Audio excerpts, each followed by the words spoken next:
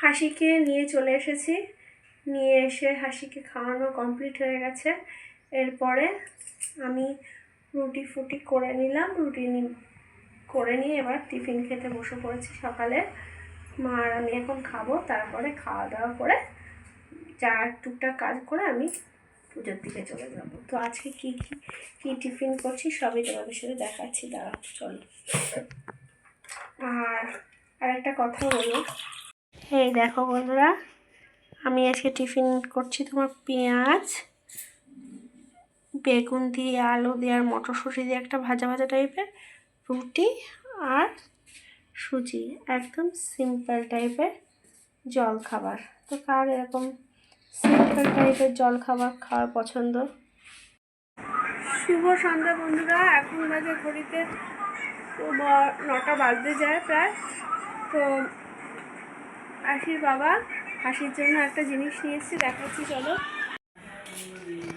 এই দেখো বন্ধুরা, নিয়ে এসছে কি বলতো, এটা কি, এটা চাউমিন আর পাস্তা।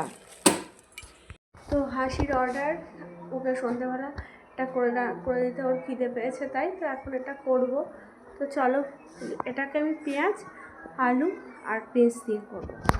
তো চলো কাজে ঝটপট করে লেগে পড়া যাক। তারপরে এটা প্রিপারেশনটা মানে পাস্তাটা হয়ে গেলে তোমাদের কেমন হয় সেটাও দেখাবো। তো চলো,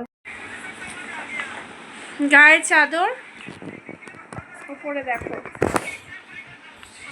ফ্যান চলছে, বুঝেছো?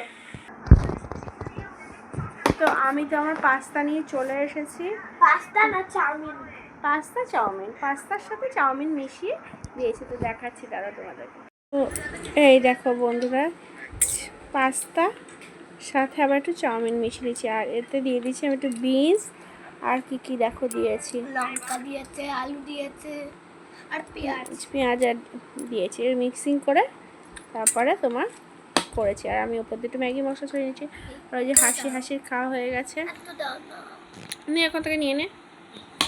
আর হাসির খাওয়া হয়ে গেছিলো, বলছে মা আমার ভালো লেগেছে, তো আর একটু নিচ্ছেও। ওই দেখো, ভালো লেগেছে? বেশি খাস না, আর বেশি খাস না। আমিও তাহলে খেতে শুরু করে দেই।